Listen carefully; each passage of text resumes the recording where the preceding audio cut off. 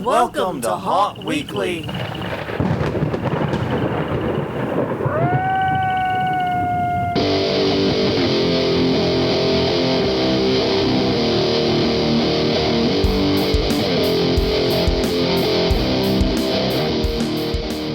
Hello, everyone. I'm Jonathan. I'm Crystal. And this is Haunt Weekly, a weekly podcast for the haunted attraction and haunted entertainment community.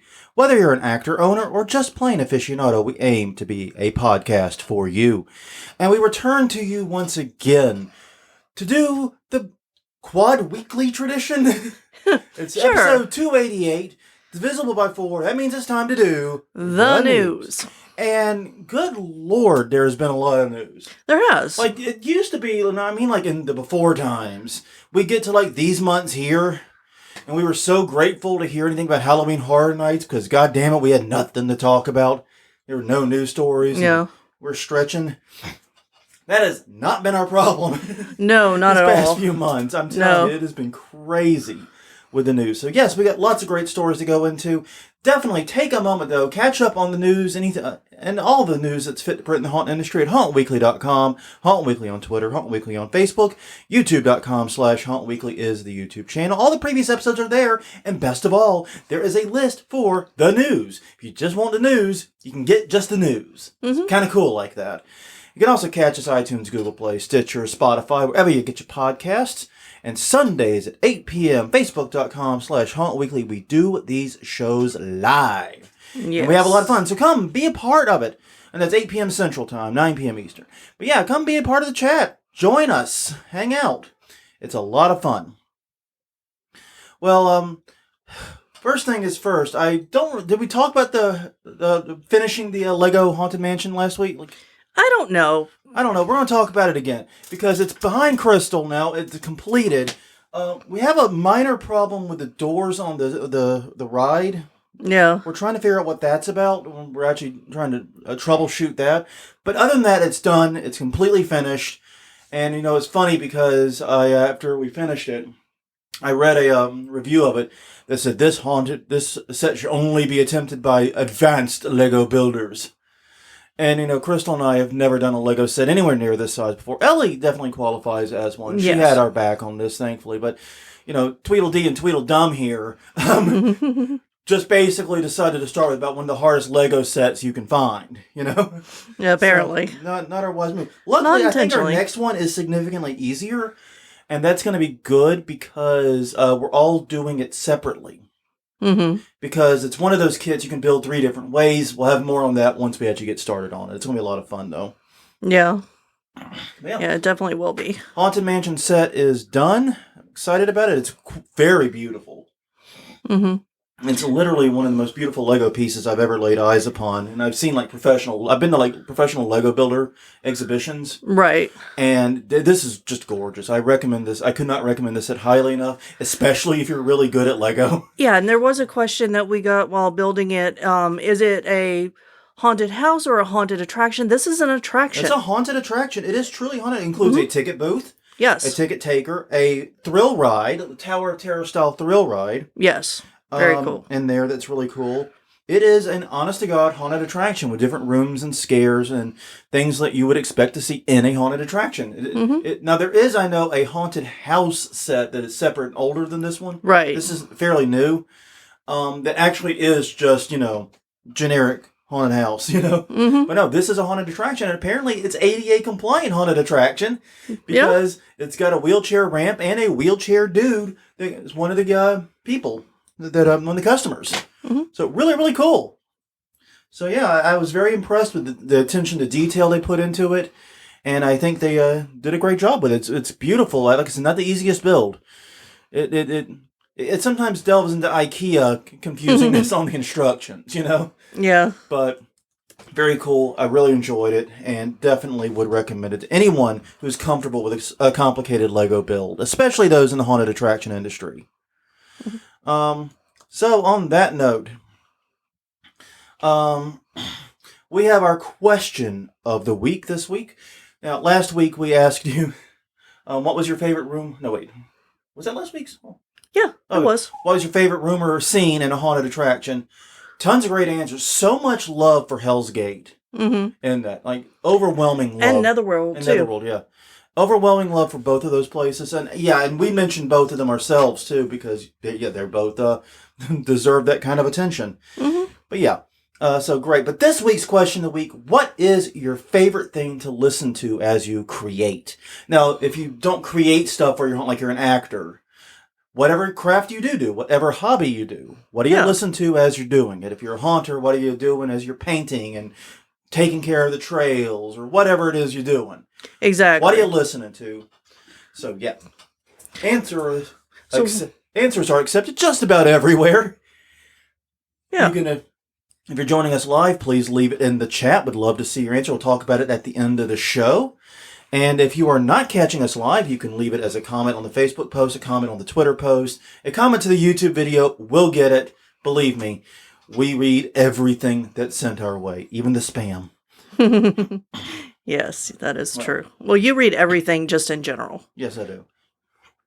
Yeah, and this was actually a suggested topic for a podcast a long time ago by a listener, and I am failing to find his name right now. Okay. Because I just added this in right as we were going live. Yeah. But yeah, so for you, what do you like to listen to when you create? When I create, let's see, that's tough. Because I don't actually like to listen to a lot. I have a very auditory focused brain, and I find that listening to too much is oftentimes very distracting. Right. If I'm doing something that's fairly brain dead and I don't need to concentrate. Like, for example, we were just painting walls. I mean, any idiot can paint a wall. I'd probably listen to either the Disney Villain soundtrack, which we've used multiple times, or Repo the Genetic Opera soundtrack. It's something I'm very familiar with, so that way it just slips right into the background and is not trying to take my attention away. Yeah. I find that when we work together, we often listen to metal. But if I'm doing something by myself, especially detail work, it is Disney Villain music all the time. So yeah, the Disney Villain that's what CD I enjoy. album play, whatever they called it, whatever the cool kids call it now, is a really, really good list. It's a really good CD, and I'd recommend it to just about anyone. Because if you don't jam out to be prepared, are you even alive? I mean, that sounds like, you're just dead. If you Dead inside, don't open. Oh, come on. Okay, don't sing, Jonathan. No one came here to hear me sing. But anywho, we got a lot of news to go through this week. Some big stories, some small stories, some fun stories, some sad stories.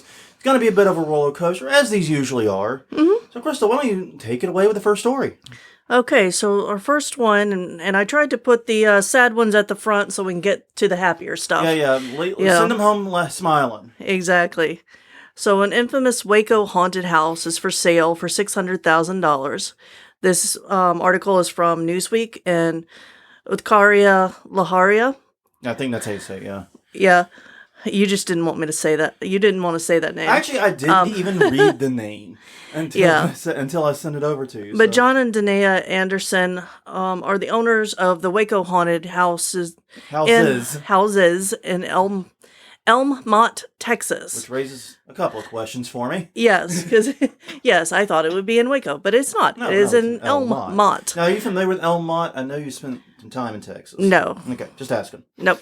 Texas is a big state. You're not required to know where every town is located. Exactly. And they've been running it for 30 years, and they've decided to close due to age and health, which, everybody gets older, and at some point you got to make the decision whether or not it's worth it to keep it open. Running a haunted house, even a home haunt, is a very physically demanding job. This isn't bookkeeping. This isn't... Right. You know what I mean? Yeah. This isn't data entry. It's all of that plus physical labor. But there's so much of it that you have to invest into it. Even a home haunt, like I said. I think it's understandable that you get a point where you just physically don't want to do it or can't do it anymore. Yeah. I think that's completely understandable. I do hope, since they seem to love the haunt industry so much, they find another way to keep that spirit alive in their lives. Right. Retiring from this. But I understand it completely, is what I'm saying, though. Yeah, no, I agree. And the attraction that they're selling also includes a museum of horrors and the Texas Chainsaw Nightmare House. There's a lot of love going out to the people who put this on from the crew, and they're looking specifically for a new owner who will keep this haunted house alive and keep it the going tradition pretty much going. as is, you know? Yeah. You know, maybe invest some money in it, maybe make some new scenes. And one of the things that they tout is that everything is ready to go. They even said, in fact, if you go to the website, the T-shirt, the souvenir shop is completely filled, fully stocked with shirts and hats and things. The food concessions is stocked, everything that's non-perishable.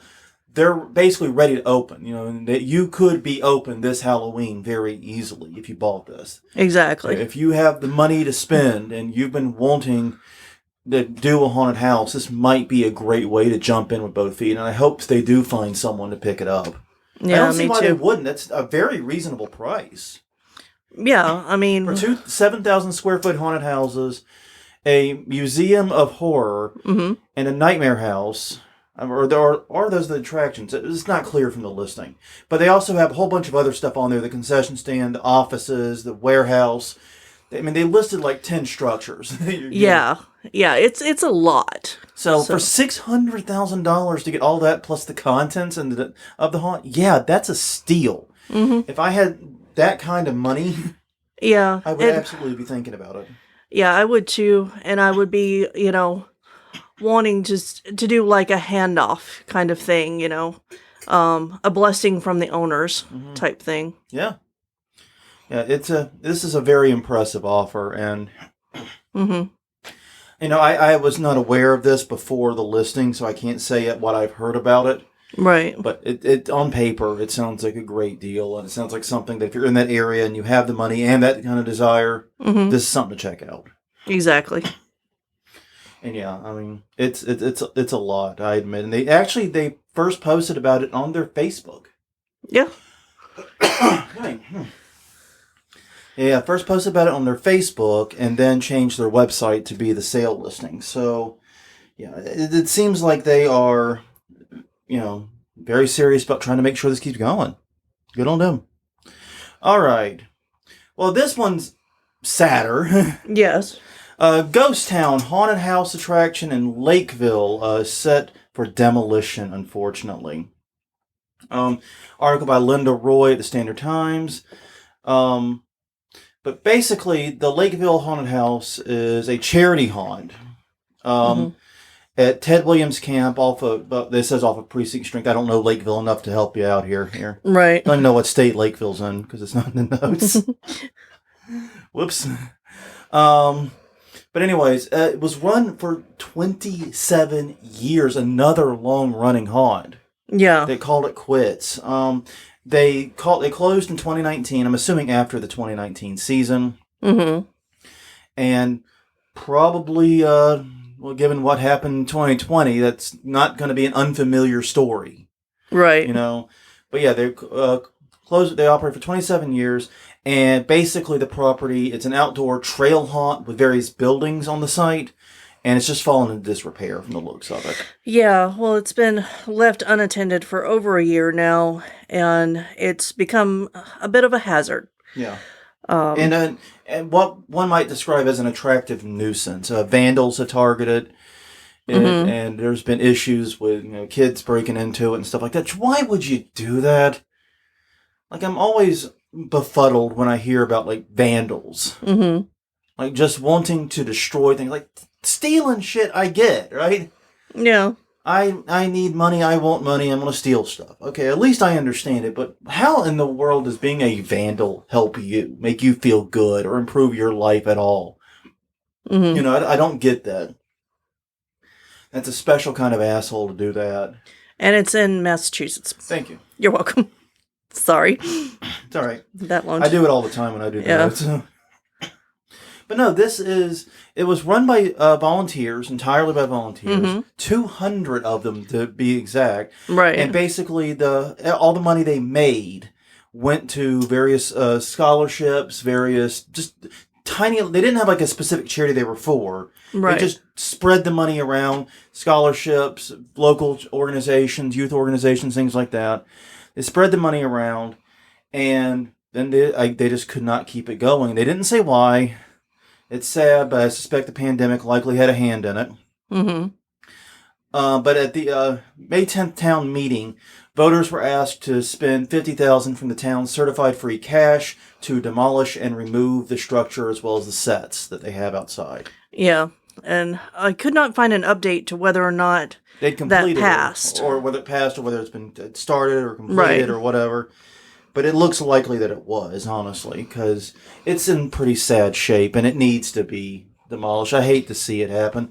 And one of the things they said in the article was it'd be nice if they could demolish it and then rebuild it and have it go for another 30 years. Yeah. I mean, the town really loves this haunt. Yeah, that's another thing. We're talking about how much love Waco Haunted Houses was getting. They're getting very similar. They are. They're getting all the love from the local community and the volunteers. In fact, the article talked about how 2 volunteers there they had the wedding proposal there. Right. Not a fan of public wedding proposals personally, but that's awesome. That's a positive memory for him.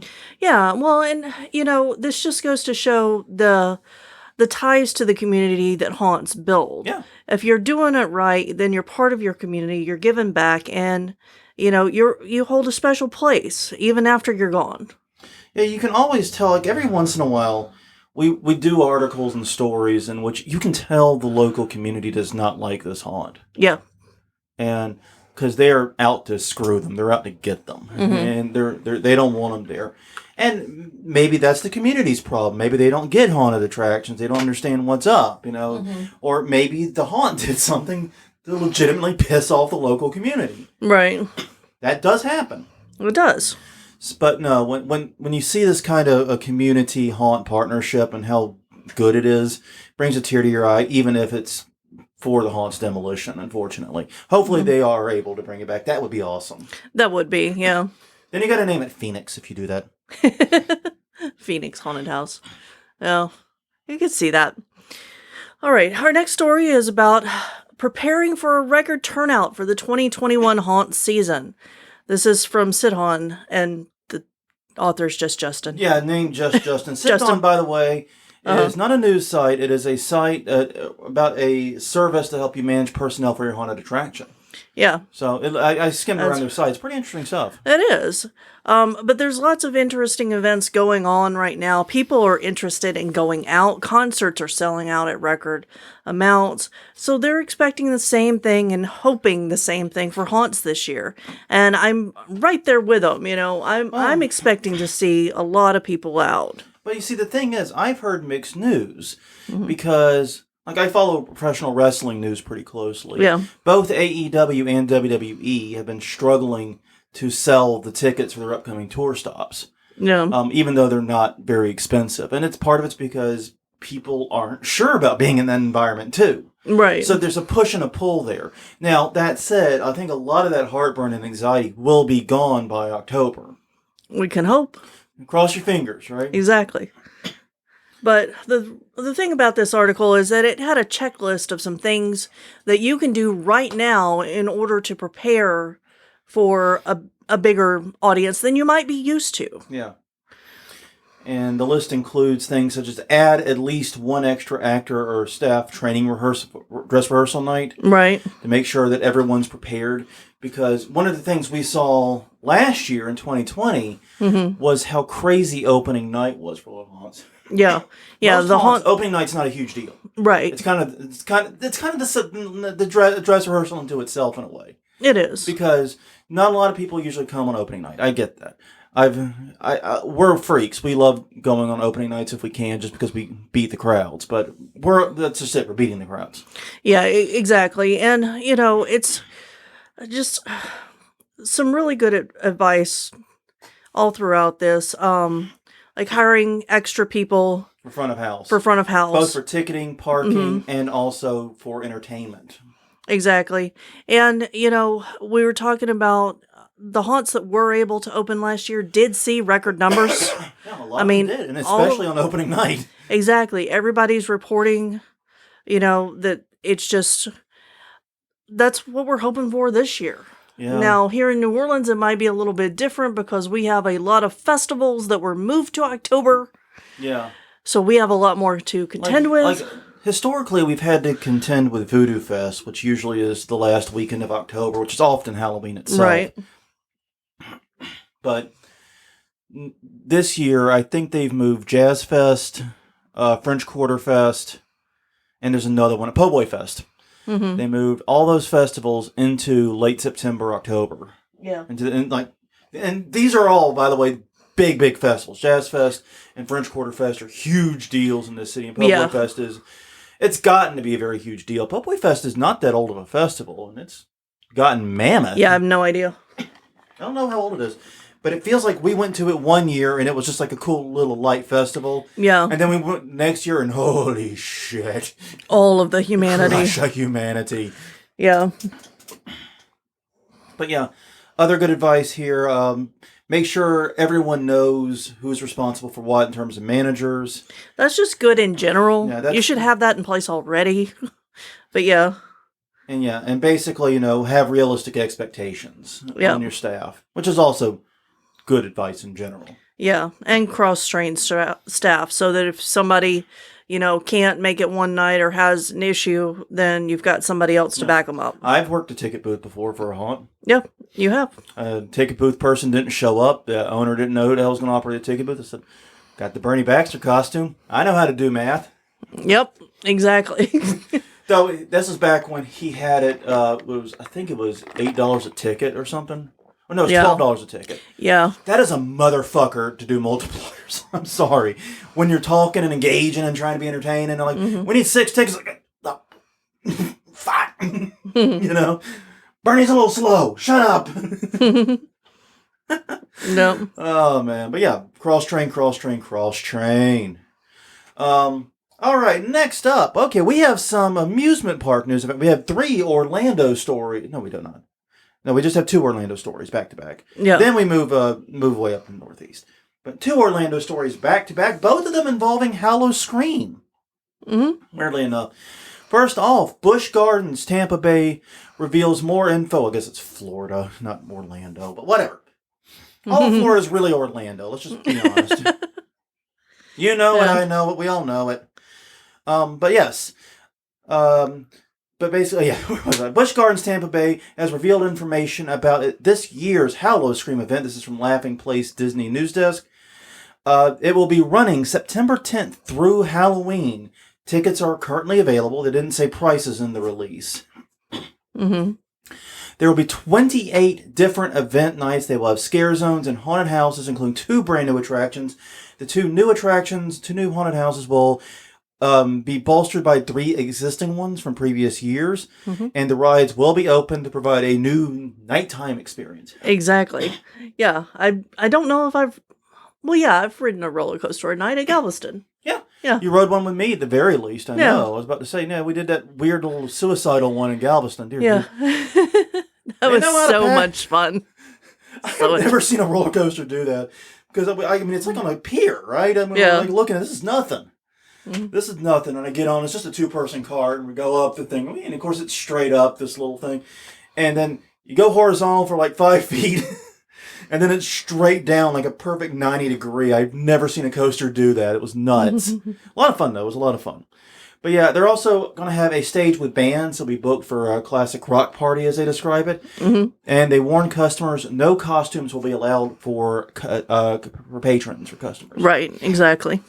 Which is a policy that's not uncommon at theme parks. Right. Mostly because they want to know who works there and who doesn't. Exactly, because, there was a news story a few years ago about a supposed employee pulling a knife. I don't know if it was ever confirmed on a customer, but they said that person didn't work for them, and it was an involved thing. So you definitely want to be able to tell who works for you and who doesn't, and costumes can make that complicated. Especially if you have a large order. And I know at Disney, one of the things is they don't want little kids confusing random customers for Cinderella and whatnot. Right.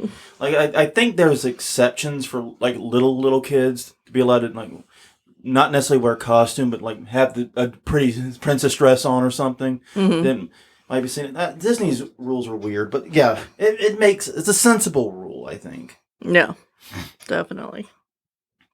All Okay. right. So our next story is SeaWorld has announced their own edition of the Hallows Scream. They apparently really liked the name. This is from Alex. I think they're owned by the same company. Okay. Company. I think it's the secret. This is from Alex Galbraith at Orlando Weekly. It will host its own starting September 10th, so it starts at the same time through Halloween.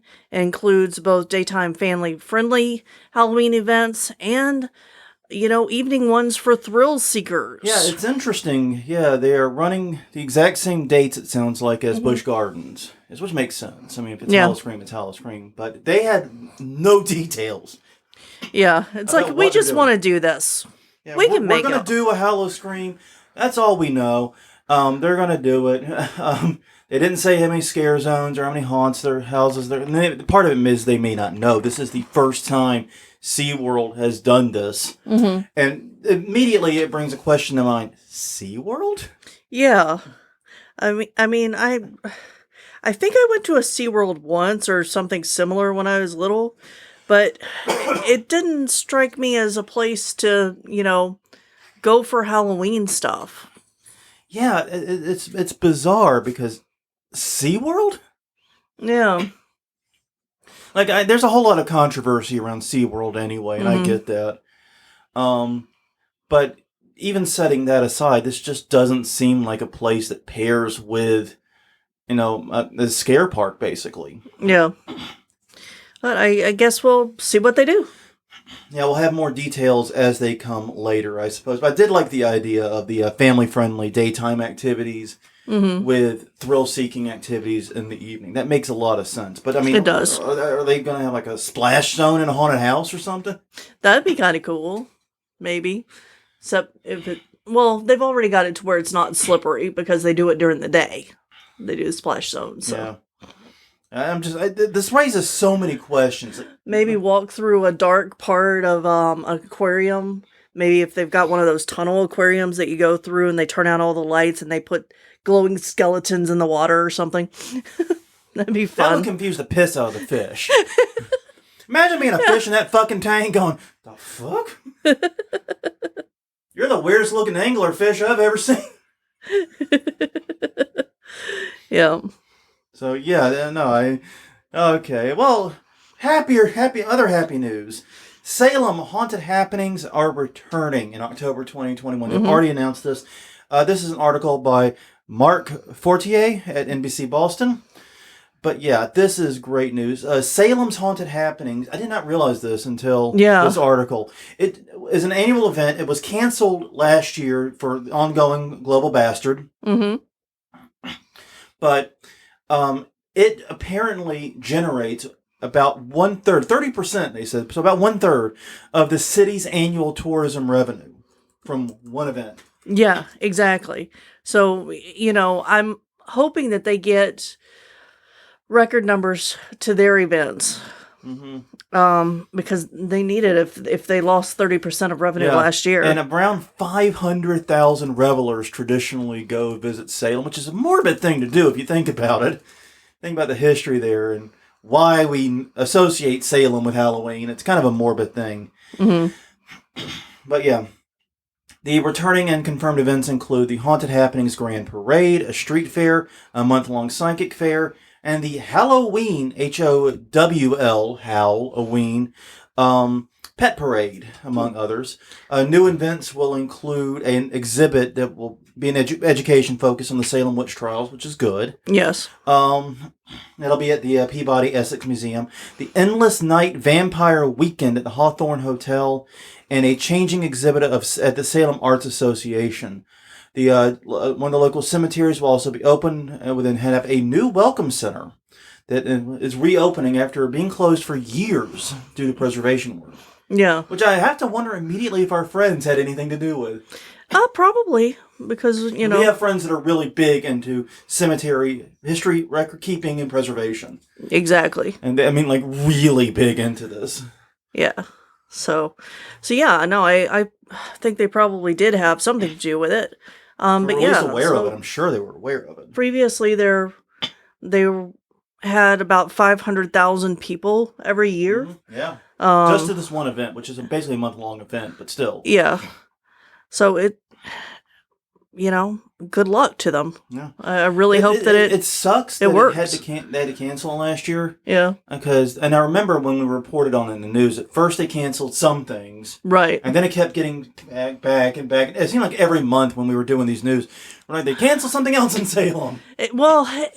Last year it was every week we were saying, this is canceled and that is canceled, and we're not going to talk about all the cancellations anymore because there's too many of them. Yeah, and it's bad. I mean, I don't know how many people listening to this podcast right now, to this episode, remember we used to do conference reminders. Yeah. Every week that was not a guest week or a news week. Right. We would do conference reminders, and it would just take the quick way to kill 3 minutes or so. Yeah. Had a very full conference calendar, maintained it well, and then we just stopped because all the conferences were getting canceled, and it was getting to be more work to confirm what was open because nothing was. Yeah, well, and it was depressing, so we didn't want to focus on that. Yeah, so we stopped doing it. I'm suspecting at some point we'll go out of our way and start that again, because it was I thought it was one of the better things we did for the haunt community. Yeah. We put a lot of attention on smaller conferences. Yeah, but we may do it like once or twice a month instead of... Maybe we'll just do it on news episodes. Yeah. We'll talk about this after the podcast. Give us your suggestions. Yeah. Let us know what you think we should do. We used to do it like at least 3 times a month. I think that was a bit much. I agree. So, what do you guys think? What do you lot think? I'm curious. Yeah. What you all think we should do. That's an awesome idea. Mm-hmm. Okay, so this next story is a fun one. Leave it to Tokyo and Japan, but because they are innovating a new way to deliver haunted houses. It's a haunted attraction experience. Haunted attraction experience. It's a mobile haunted house called the Screambulance. Which they get a D- on the name. I'm not gonna lie. It's fine. And this story is from Elena Gorgon at Auto Evolution. So they've decorated an old ambulance van. Yeah, and to be clear, this is a big ambulance van. Yeah, this is like a 24 carrier van, passenger van, something like that. If this would be a giant cargo van if it were not an ambulance, basically. Yeah. But it is quite huge. It's not like the box ambulances that we're used to now, where it's barely big and long enough to fit the person. Mm-hmm. Like, how does Shaq go to the hospital? I don't know. His feet sticking out of the back. I don't know. I doubt. Okay, maybe they'd probably hold Shaq. But anyways, go ahead. Sorry. Yeah. Anyways, so what you can do is you can order this ambulance to come to your event to scare people for you. Yeah. And it's about a 15-minute experience. Yeah, they per pick group. You up, they put you in the back, and it's unclear. The article isn't clear if they drive you around or... It does not. It comes to you, and they park it there, and you go in either by yourself or in a small group. There are visual scares, audio scares. Light water splashes. Vibrations. This reminds me a little bit of that coffin ride that's been big at haunts for a while. But go ahead, sorry. Yeah, but the promo photos also show actors. They're not sure whether or not that's actually going to be part of it, but it's opening up July 1st. So we could be hearing reports about how this rolls out, in the next news. Episode, yeah. As we'll probably have some feedback on what it's like. Hoping to, at least. And the company that's doing it is the same one that pioneered the drive-through haunted houses in exactly. Japan. And they were because haunt season in Japan isn't a thing. No. So they were doing drive-through haunts before even us in America, simply because they have, haunt season in July, Mm-hmm. So they were Johnny on the spot with that. They were immediately on the warpath, doing all kinds of innovative things during COVID. They were quite brilliant at it. Yeah. And so this is just the next innovation. And the thing that I find amazing is that the group experience cost 9,000 yen. Right. Which is about $83 at the current exchange rate. Yeah. Which, depending upon the size of the group, that is either a hell of a deal or that's an expensive haunt. Yeah. But it's also a very unique adventure. I would definitely pay to do it. I would I would pay for this to be parked at an event. Just like, you know, Well, have it there for the night and have people go up and pay you to go into the ambulance or something. Yeah. And one thing you could do if you're going to park at a big event, you could charge less but offer a shorter show. Yeah. And that way you can churn a line through. Right. Because if you're taking walk-ups, my understanding was this was pretty much appointment only. Yeah. But if you're taking walk-ups, you're going to need to do a quicker turnaround than 15 minutes, obviously. Yeah, but I really like this idea. I think it's fun. I think that, you could do something like this locally in your area if you had the means. All right. This next article is by Charles McNulty. Mm-hmm. Which I almost said McNutty because at the LA Times, but I caught myself. Yes. The headline, I'll just read the headline. We don't usually do that, but can the haunted house be reinvented for a digital stage? And basically, it's a review of a performance at the LA Theater. Right. And it's the show's entitled, do you have the show title? The show's entitled Someone Else's House. Someone Else's House, thank you. Okay, yeah, and basically it's a combination of a stage show, and it's very interesting because they're being kind of coy in this article about what it is, but apparently you get a box sent to you before you go.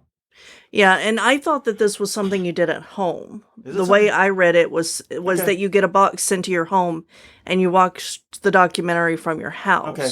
Oh, sorry then. Right? But I don't know because the article is written very vaguely. Yes. On purpose so that it doesn't spoil the surprises that are in the box. But at the same time, they're also not explaining what it is. Yeah. But it's an interesting idea because basically you get this mysterious box, which helps you experience the performance in a different way. My suspicion is it's going to have like 3D style glasses or something to let you see ghosts, for example. Yeah, or some AR stuff connected to it. Yeah, I have no idea. But it sounded interesting for the haunt industry to think about. If you're going to do your virtual walkthroughs and things, maybe you could think of something that you could send to customers who wanted to participate. One of the big things at Transworld was Zombie Army's ghost hunting app. Exactly. Which is an AR event, which is awesome. Yes. Yes, we still need to get specs on that. But yeah, we still need to get prices and stuff on that. Because I would love to do that here. Yeah, me too. That would be an awesome virtual experience. And if we could use it to throw ads, say, hey, donate here and so forth. We could, we can make some awesome stuff out of it. Mm-hmm. But no, this is just an interesting idea of trying to find new ways to provide that haunted attraction experience digitally by combining physical world items, such as whatever's in the box. Like I said, what's in the box? Yeah. I had to do it once. But it's combining those physical items with the digital experience. It's just interesting. It is. And I think it's something that we should think about. Yeah, absolutely. How could we incorporate it? Absolutely. Okay. Next up, is the Wells Township haunted house actually haunted? This is a news report from WTRF. The Paranormal Quest team, which is in Ohio, visited the Wells Township haunted house. And it's supposed to be one of the top haunted attractions in the tri-state area. The tri-state area! Doofenshmirtz will conquer you. Exactly. I was waiting for it. It was inevitable. You cannot say tri-state area in this house without someone referencing Doofenshmirtz immediately. Nope. Exactly. If you haven't seen the Doofenshmirtz cover of Bad Guy, Bad Guy, it's worth it. The actual voice actor does it. It's great. Anyway, back to this. Yeah, back to the important stuff we're supposed to be talking about. They get thousands of customers a year. The original building for the Wells Township haunted house was built in 1836. And they said that they experienced, the paranormal team said that they experienced things on par with other haunted. Well, apparently, and the reason was because it was used as a hospital and makeshift morgue during the Civil War. Yeah, exactly. So they're claiming that's the origin story there. Much like the haunt we went to in Galveston was a makeshift morgue for the hurricane. The Galveston Hurricane's literally what it's called. Yeah. Yeah, and that was a creepy building. I enjoyed that experience. Yeah. So yeah, we've talked a little bit about haunted houses that are located in historical buildings, having paranormal teams come in before. I do still think that whether or not you believe in it personally, it's something to think about for year-round revenue. Because you And can, Haunted Mayfield Manor was the haunt. Dear God, I was trying to get there. I apologize. yeah, that's okay. Because we interviewed Shelby, we interviewed the Yeah. manager, we went there, we spent time in that building. Exactly. And I just couldn't remember, total blank. Mm-hmm. Oh, not my day. And Yeah, it's considering okay. I did not bring like any of the podcasting equipment when I came out here, Yeah, I know. and not my day. Not my day up here. But yeah. Yeah, I'm not a believer of the paranormal myself. I've said that Right. multiple times. It's not something I buy into. But that being said, I absolutely approve of using it as part of your hustle for your haunt. Exactly. I mean, it's a business strategy. Because there are people who do believe, and And even if you don't believe, it can Uh-huh. still add a little extra chill, a little kayfabe to it. You know what I mean? exactly. It adds that little extra, that spice, if you will, Mhm. which I think is great, and I think absolutely haunts should be seeking any way they can, Yeah. as long as it's respectful and able to be used, like an old Civil War hospital / more. I don't see much issue with that. Right. No, those individuals and their relatives and loved ones are long gone. Yeah. But, don't like maybe use a tragedy with living survivors. Yeah. We've been to one of those. It It was- was not good. It was very awkward, and 0 stars, do not recommend. Yeah. All right, some news from the Haunted Attraction Association. Mm-hmm. This is interesting. Fear Factory's Spencer Terry has been elected president of the Haunted Attraction Association. He was elected unanimously. The board voted unanimously for him. Right. He replaces friend of the podcast, friend of the people, Brett Hayes, Mm-hmm. who's ending his term. Presidents are appointed by the board and typically serve 1 to 2 terms, which is why Brett is leaving. But basically, you might remember Fear Factory and talking about Spencer previously about this time last year, Mm-hmm. because they really took the lead nationally on coming up with COVID plans for haunts. Exactly. And they made their plan, which was very much a work at living document. Mm-hmm. Because it literally ballooned just in the time we were watching it, from a handful of pages to a goddamn novel. But as you would expect, I mean, that's not a criticism at all. That's just an observation that they were working on it and trying to adapt it. But they made that living document available to the industry for functionally nothing. Mm-hmm. They were really at the forefront of trying to help haunts that wanted to open do so safely. Yeah. Exactly. So makes good sense to have him as the president of the organization. Very sensible. It does, and they've just recently released their 3-year plan as well. Yep. So you could. So yeah. Yeah. Yeah. Basically, the plan includes. Well, right now they're also undergoing a board of directors shuffle. Mhm. Some other leadership changes are afoot, so to speak. But they're going to focus on increasing networking and learning opportunities for haunt owners, and also finding new online platforms for them, focusing more on the digital side of their efforts. I do like the fact they are continuing their Certified Haunted Attraction Operator Safety Program, or the CHAOS program. I wonder how long it took those assholes to come up with that acronym. I'm really curious. Yeah, because that is a great name. That is just perfect. Mm-hmm. I mean, did that strike you like a lightning bolt, or did you have to really work on it? I'm just curious. I've had both ways happen to me. Yeah, exactly. That one probably took some effort, I would suspect. Yeah. But anyways, yeah, they've also are launching a new program to provide industry-wide vendor support, and hopefully trying to launch a nationwide actor training program, which could be very interesting if that becomes a thing. Yeah. Yeah, so be sure to check out hauntedattractionassociation.com Yep. to keep up with all of the things that they are doing. Yeah, they are doing a lot of neat stuff, it looks like. And I have one more question I do have, is the owner or the manager of Fear Factories the new president? Mm-hmm. Brett Hayes is the manager and owner of Fear Fair. Yes. Fear Factory. Yeah. So is this something like a thing where every president has to come from an FF haunt? Maybe. Or it can be like a Bernie Baxter thing where everything has at least to have the alliteration. Yeah. Yeah. Just curious, because I'm a dork. Okay, and finally, something interesting happened in Cleveland. That should just be a fucking headline right there. That's the news. Yeah. But no, something interesting happened in Cleveland. The Haunted House restaurant is opening in Cleveland. It's replacing a place called Melt that I have no idea about and do not care about because the Haunted House restaurant is opening where it was. Mm-hmm. This is an article by Ben Axelrod, which is just an awesome porn name. It's an awesome name. It's an awesome name, but it'll be a great porn name, too. Ben, consider it. Just saying. From WKYC, though, is the news site.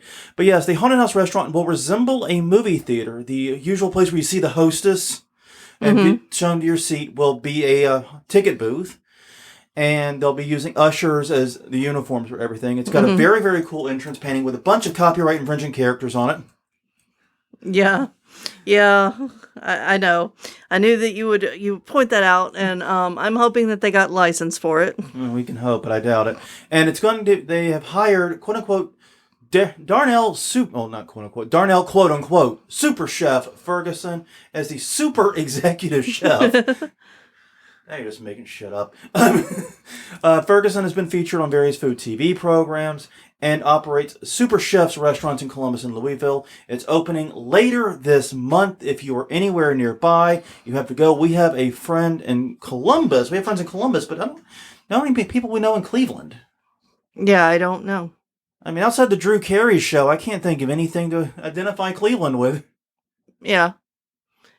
Well, I know that there are some people in the haunt industry that are in the Cleveland area, and they're very excited about this. Oh, yeah. So I'm sure we will hear about it. Because this is one of the stories we did not see first in my news alerts. No. Did not see it first when we were searching it. We saw it in haunted attraction groups as local haunters were just a flurry and a flutter over this. Yeah. Now, question I do have is said they're going to be featuring urban eclectic American dishes. Mm-hmm. Which just sounds like a random assortment of words. Yeah. That don't necessarily mean anything together. Well, Anyways. we'll figure it out. You know what? I don't actually care what food they serve is part of the problem. No. They could serve Big Macs and McDonald's French fries. I wouldn't care. I'd still go. That's not the point, right? Exactly. So anyways, Haunted House Restaurant in Cleveland, replacing Milt, if that helps anyone in Cleveland. It's in Cleveland Heights, so, enjoy. Have a good time. All right. Well, we have had some responses to the question of the week this week. We definitely started something. We have. This has been a very active chat. I'm glad for it. I'm happy for it. Yeah. So, what do you like to listen to when you are creating? What are some of the answers? Right. Chris Gay says podcasts. They keep company in the woods on the trail haunt. So, next episode, I'm going to make sure to go, Chris, look behind you. Repeatedly into the microphone. Well, I'll wait and do that in September. Oh yeah, I guess I gotta have to. Yeah. Yeah. Good point. Yeah. Kind of suck to do it next week. David Burdick said heavy metal usually, but I also do yoga music playlists sometimes at work too. Yeah, I love listening to heavy metal music, but I find it distracting. It's just too much a lot of times. Yep. Elliot Ramey says everything from Voltaire to Slipknot. Greg Reinhardt says Midnight Syndicate and lots of metal. I don't think I've actually met people that listen to I know people that listen to Midnight Syndicate just enjoy, but they've set the reputation as the haunted attraction background band. Yeah. It's still kind of weird to hear people listening to them. But I do it too. I mean, it's not like I don't do it. Yeah, I could see, especially if we were going to use it in the haunt as the main background music, playing that while I'm designing a room. Definitely. I would do that. Well, I mean, I could definitely see if we were going to do a circus theme. Put on their circus, one of their circus, I think they have 2 circus albums now at least. Yeah. But put on one of their circus albums. That'd be a lot of fun. Yeah. Kristen Risto says haunt weekly episodes because they're a suck up. Thank you. Thank you for being a suck up. Yes. Flattery will get you everywhere. Tested episodes and Days of the Living Dead. Tested, that's the Adam Savage show. I believe. That's Adam Savage's YouTube show. Yeah, that is awesome stuff. If you have not seen what Adam Savage has been doing post Mythbusters, you need to check it out. He's having the time of his life is what he's having. Yeah. Yeah, he's enjoying that. Don Garlic says sometimes we'll have TV on, usually Food Network, but mostly music. And Greg Packard said Haunt Weekly podcast or classic rock. Thank you, Greg. Thank you, Greg. Now, once again, flattery will get you everywhere with me. So, yes, it's very easy. But that's a lot of great answers and a lot of great stuff to listen to and check out. But yeah, I had never thought of listening to Midnight Syndicate while you do the work in the haunt. That makes so much sense, especially if it's themed right. Mm-hmm. You know what? I'm thinking I might have to mix it up. Might have to give it a try when we do our next haunt build, which will probably be in 2022. Well, on that note, everyone, thank Alex. Tested is so good. Yes, it is. It is incredible. I just want to visit Adam Savage's shop so bad. Yeah, and I'm actually about to start listening to Blackout this week so that Ellie and I can catch up on the new episodes on our trip. Ooh, sounds fun. Well, on that note, everyone, thank you very much for spending the past hour with us. We greatly appreciate you taking the time out of your day to listen to us babble about haunted attraction news. You can catch more Haunt Weekly at hauntweekly.com. We're Haunt Weekly on Twitter, Haunt Weekly on Facebook. YouTube.com/Haunt Weekly is the YouTube channel. All the previous episodes are there. The easiest way to get caught up, most likely. You can also find us at Google Play, iTunes, Stitcher, wherever your podcasts are sold. And definitely come by for Sunday, 8 p.m. Central, 9 p.m. Eastern. We're at Facebook.com/Haunt Weekly doing these podcasts live. Be a part of the chat. Get your answers to the question of the week read aloud. Annoy us and pester us while we try to focus. Not just teasing. We love you guys. But until next time, I'm Jonathan. I'm Crystal. And this has been Haunt Weekly, episode 288, doing the May-June news. We will see you all next week.